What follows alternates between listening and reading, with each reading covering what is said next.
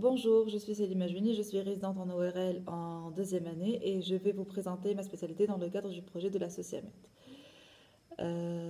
Pour commencer, pourquoi j'ai choisi cette spécialité? Bon, dès le début, je savais que je voulais pas vraiment faire de spécialité médicale, mais bon, à un certain moment, j'ai hésité. Pour les spécialités chirurgicales, j'ai écarté l'ortho et la chirurgie générale dès le début.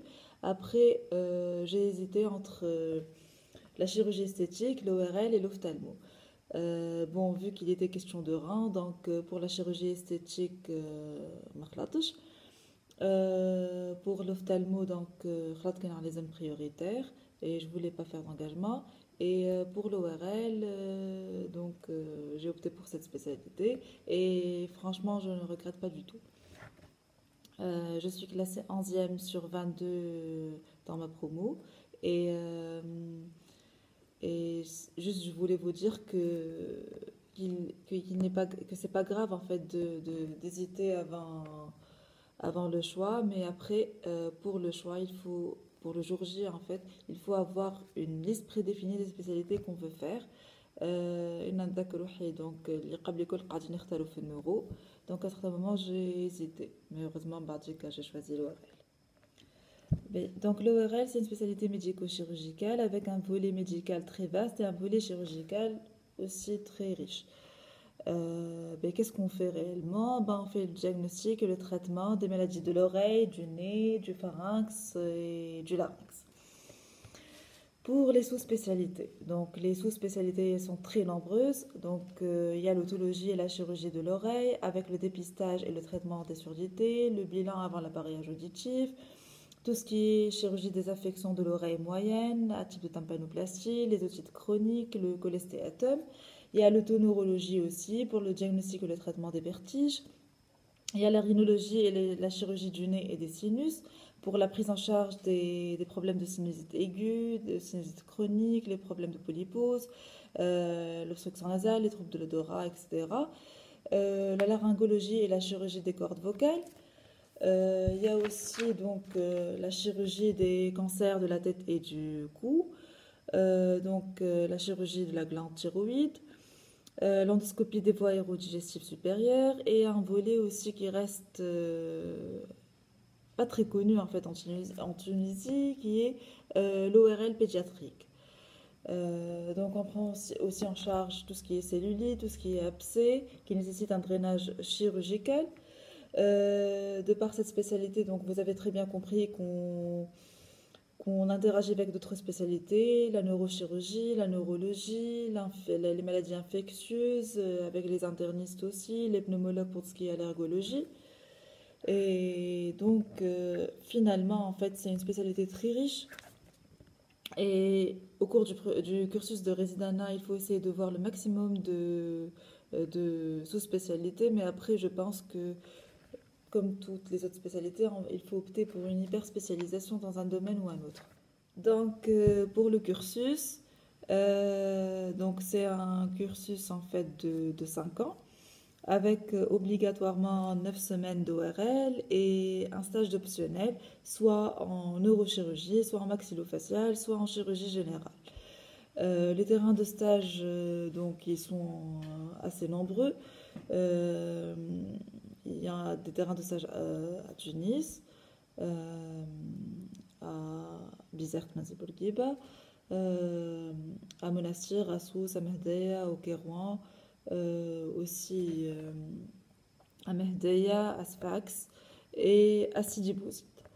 La majorité des stages, en fait, on voit un peu de tout. Pour les stages spécialisés à l'Institut Salah Hazaï, qui est spécialisé en chirurgie carcinologique et qui pour certains représente un passage obligatoire pour voir la chirurgie carcinologique. Pour les gardes, en fait, pour tous les services, j'ai généralement des gardes-portes, sauf pour Habib Zemel, Rabta et Charles-Nicolle. Ces 3 CHU, en fait, il assure des gardes de 10 jours, des gardes-portes de 10 jours. Et pour les autres jours, c'est des gardes, en fait, des gardes au service pour surveiller les patients hospitalisés et donner les avis interservices. Euh, pour les Fessi et la Marsa, il n'y a pas de garde. Pour l'activité, en fait, durant la journée, donc on est affecté soit aux consultations, soit au service, soit au bloc. Et bon, c'est pas la planque, là où il y a, pour ceux qui pensent que c'est une spécialité merteha, c'est pas ça. On a des patients assez lourds à gérer, on a des urgences, et donc il faut vraiment travailler, comme toutes les spécialités d'ailleurs. Pour les DU et les CEC, donc je pense que les DU et les CEC qui sont assurés par la FMD, ils sont en nombre très réduit, il y a 2 CEC je pense, et même pour les postes, c'est un nombre très limité. Mais on peut s'inscrire à d'autres CEC au sein des autres facultés. Pour les pathologies qui sont gérées à l'hôpital et dans le secteur privé, je pense que c'est les mêmes pathologies. Je ne sais pas trop, mais bon. Pour la carrière HE, en fait, je pense que comme pour toutes les spécialités chirurgicales, on n'est pas autonome au bout de 5 ans. Il faut avoir un minimum d'expérience, il faut travailler au sein d'une équipe, il faut avoir de... Enfin, en fait, il faut savoir demander de l'aide quand on en a besoin. Je pense qu'une carrière HE est en quelque sorte nécessaire après les 5 ans de résidence. Après, ça reste un choix personnel et chacun évolue à sa façon. Et comme je l'ai dit, ça reste un choix personnel. Pour les stages à l'étranger, je suis encore en 2e année, je ne peux pas trop vous répondre concernant les stages de FFI et tout. Mais après, je vois de temps en temps dans les groupes qu'il y a un poste de FFI en France. Pour les postes d'équivalence, je pense qu'il y avait 8 postes cette année pour l'ORL et un poste de chirurgie maxillofaciale. Voilà.